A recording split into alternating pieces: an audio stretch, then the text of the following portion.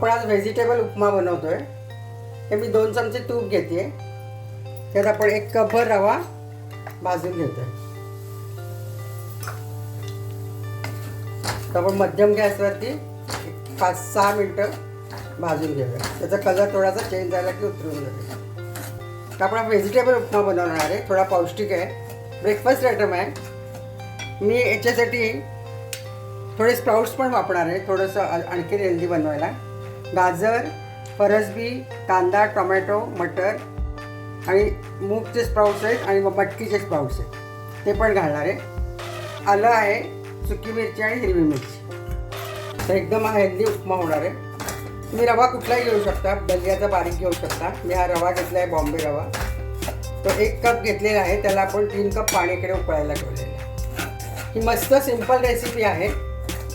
तर तुम्ही हे बघता बघता माझ्या चॅनलला सबस्क्राईब करा, माझ्या व्हिडिओला लाईक करा आणि कॉमेंटमध्ये सांगा हे कसं झालं आहे आणि तुम्ही कुठून बघताय। 2 चमचे तुपात आपण रवा भाजतोय। एक 5-1 मिनटं आपल्याला भाजायला लागेल। त्याला तो आता हाताला हलका लागायला पाहिजे, थोडासा रंग त्याचा बदलायला पाहिजे। तो फुलतो मस्त भाजल्यावर। आणि तुम्हाला अजून एक टिप सांगते, तुम्हाला रवा टिकवायचा असेल तर तुम्ही भाजून ठेवा बरणीत भरून, तर राहतो, नाहीतर तुम्हाला फ्रीजमध्ये ठेवायला लागेल। रवा आता आपला झालेला आहे, तर आपण तो आता या ताटलीमध्ये काढून घेऊ। त्याच कढईत आपण 2 चमचे तेल घालूया, एक अर्धा चमचा मोहरी, 1 चमचावर उडद डाळ घालतोय, थोडासा हिंग पण घालतो आणि काजू घातले। तर काजू आपण काढून घेतोय। याच्यात आपण आता कांदा, सुकी मिरची आणि थोडंसं हिरवी मिरची, नंतर परत तूप सोडणार आहे, म्हणून थोडंसं तेल कमी घातलेलं आहे। तर याच्यात आपण आता कांदा थोडासा परतला आहे, तर थोडासा गाजर, फरसबी आणि कढीपत्ता,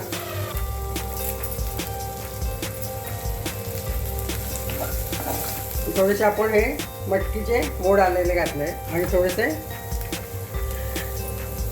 मुगाचे मोड घातले। मी केटी कॉलेजने एक कोर्स केला होता, त्याची ही रेसिपी आहे। त्यात स्प्राउट्स घालून उपमा केला होता, म्हणून मला दाखवायचा वाटला। त्यात हे सगळं थोडंसं परतलं आहे।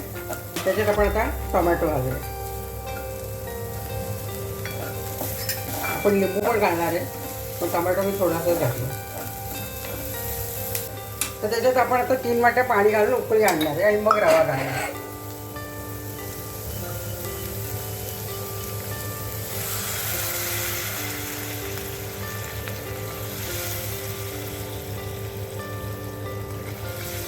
त्यात आपण थोडंसं आलं घालतोय, 5 चमचा मीठ घालते मी।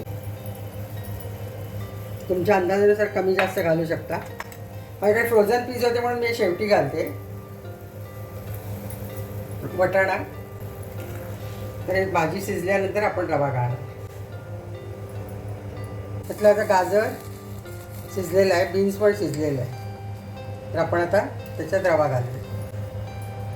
एका हाताने रवा घालून एका हाताने आपण ढवळायला पाहिजे।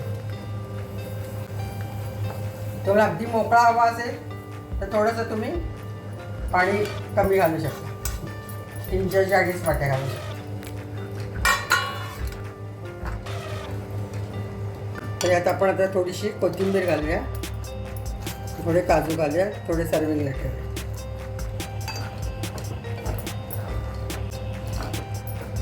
तर आता शिजल्यानंतर आपण त्यात लिंबू घालू, झाकून ठेवूया 5 मिनटं आणि मग थोडंसं तूप सोडून आपण भरपूर भाज्या घालून आपला हा व्हेजिटेबल उपमा तयार झालेला आहे। तर आता आपण थोडंसं याच्यात 2 चमचे तूप घालूया शेवटी।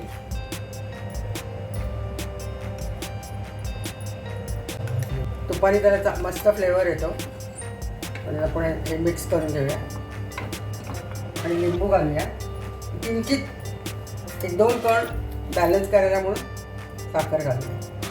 थंड करतोय आता आणि मग लिंबू घालतो। चालू असताना घातलं थोडंसं कडसर चव याची भीती असते, म्हणून आपण बंद केलं आहे आणि चांगलं मिक्स करून घ्या. व्हेजिटेबल उपमा भरपूर भाज्यांयुक्त तयार झालेला आहे. त्याच्यात 2 चमचे तूप सोडलेलं आहे आणि लिंबाचा रस पण घातलेला आहे. किंवा लिंबू कमी जास्त तुम्ही करू शकता. लिंबू नसेल तर तुम्ही अर्धी वाटी दही पण घालू शकता आदणातच. सर्व करायला आपण थोडंसं खोबरं, काजू, थोडीशी कोथिंबीर घालू. तुम्ही ते थोडंसं काजू आणि खोबरं कोथिंबीर घातली.